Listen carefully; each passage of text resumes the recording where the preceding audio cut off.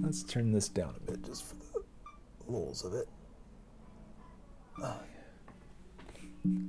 Let's see if I can crank up this light just a little bit.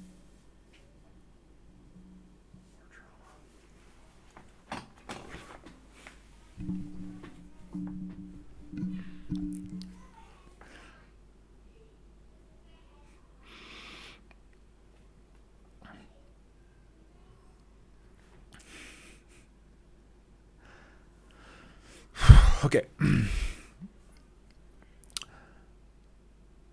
All right, everybody. So I have been working in, ministry and technology for about 20 years now, right? So these days, the number one question I get asked by almost every church, or at least I get asked some question related to this question, is how do I share files with my colleagues, with my volunteers? How do we do that? How do we collaborate together in that way?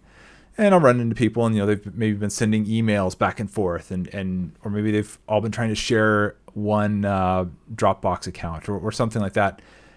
And my answer to them is always the same answer, and it is you need to be using Teams. And that surprises some people because a lot of people think Teams is kind of like a competitor to Zoom, and it's really not. It's a collaboration platform that has all kinds of stuff it can do. But one of the key things that it can do is be a repository for sharing your files that you need to share with your teammates and volunteers, or even, outside accountants, things like that. These are all people that you bring into Teams and are able to work together in that way. So today I want to take a few minutes to show you how you can get started today with Teams and start collaborating with your volunteers and your colleagues at your church. So let's jump right on in and let's get to it.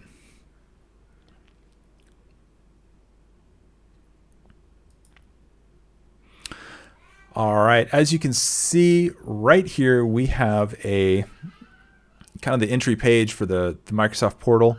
You might be seeing this, or you can go directly to the Teams app. The Teams app will take you to where you want to go. Otherwise, when you get here into the Microsoft portal, you will see the Teams button. And if you don't see the Teams button, it might be down here inside of the apps.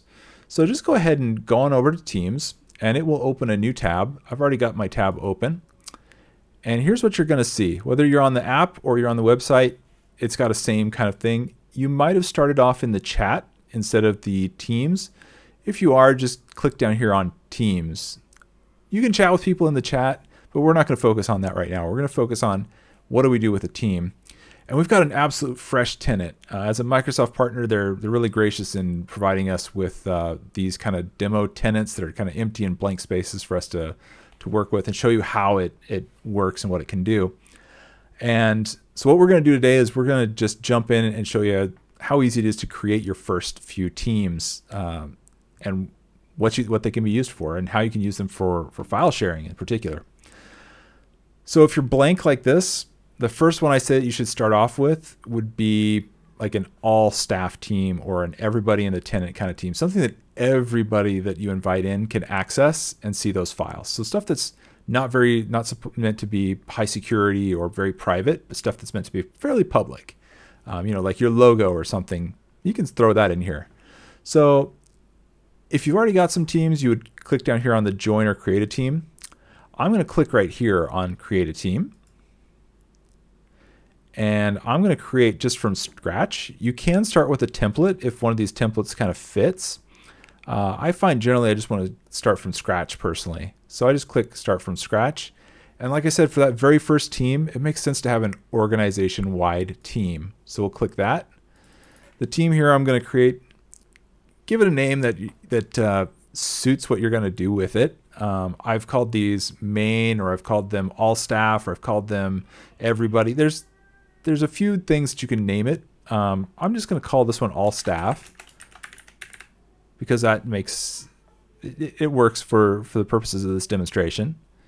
You can rename them later. It won't necessarily work across all of the Microsoft suite, but they can be renamed. Now, once you create a team, it'll pop up here.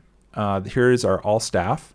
We didn't have to invite anybody because it invited everybody that's inside of our tenant. And we should be able to see that here, that it added everybody that is a member within the tenant.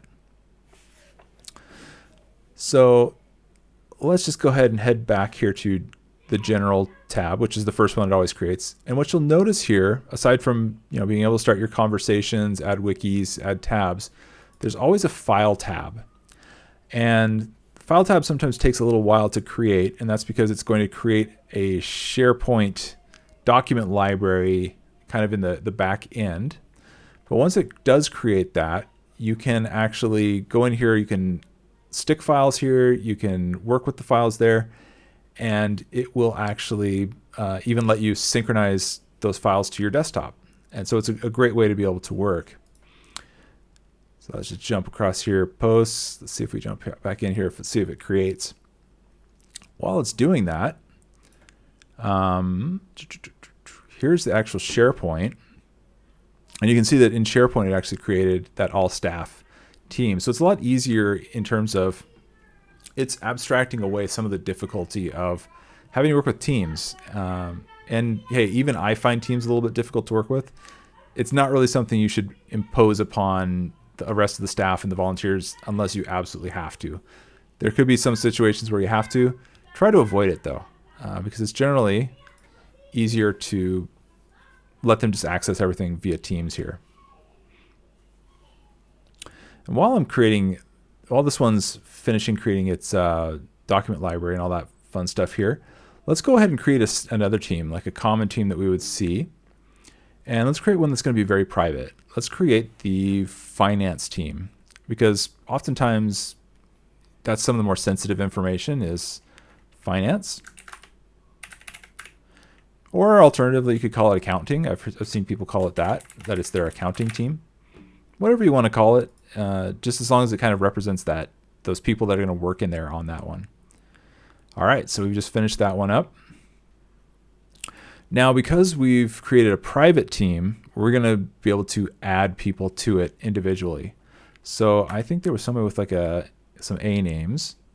So we could add this Alex guy. There was another A here. We can add Alan. And when we click add, it adds them to the team.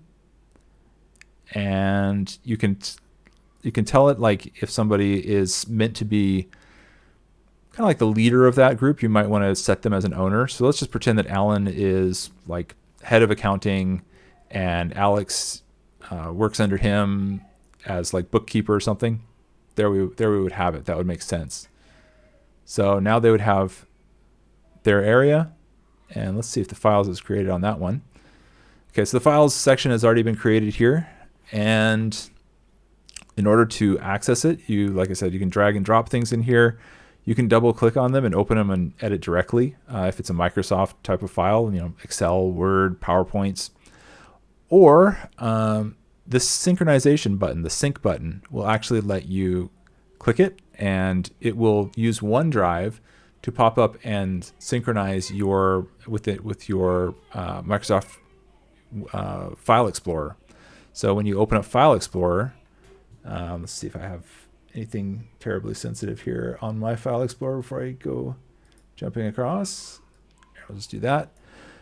You can end up with your organization's name and then synchronized folders underneath. And so it would be added to these synchronized folders. All right, so that is kind of the intro to it. As you go further down the line, there's a ton of other stuff you can do with Teams. So you're not limited to file sharing. You can do your video, you can do your chats, you can do webinars, you can do all kinds of stuff inside of Teams.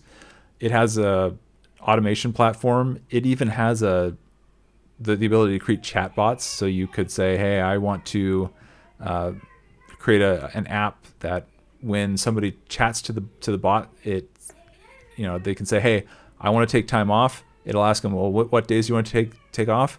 They can tell it the days they want to take off in plain language, and then it will submit a request and then use the approval system to approve or deny. these are the things you can kind of start to do. And the reason why it makes sense to start getting into Teams now is because later on, when you want to start automating repetitive tasks or being able to take more control of your data, it's a lot easier to do it there inside Teams. Okay, so I hope that this has been a helpful. Let's try that one again. All right, so that is file sharing in Teams. As you can see, super, super easy. You can invite guests in, like your volunteers. You can invite your colleagues, your teammates, your staff in to look at your files, share your files. It's a whole lot easier than emailing files. It's a whole lot easier than the issues that come with trying to share some sort of Dropbox or account or something like that. It also is compliant with all of your PDPA if you're here in Singapore, or GDPR, or there's now rules coming into various states in the US as well. When you're doing these in a place like Teams, it's a lot easier to take control of that. Anyhow, if this video has been helpful to you, go ahead and like, subscribe, follow, hit the bell down below. And I look forward to seeing you guys next week.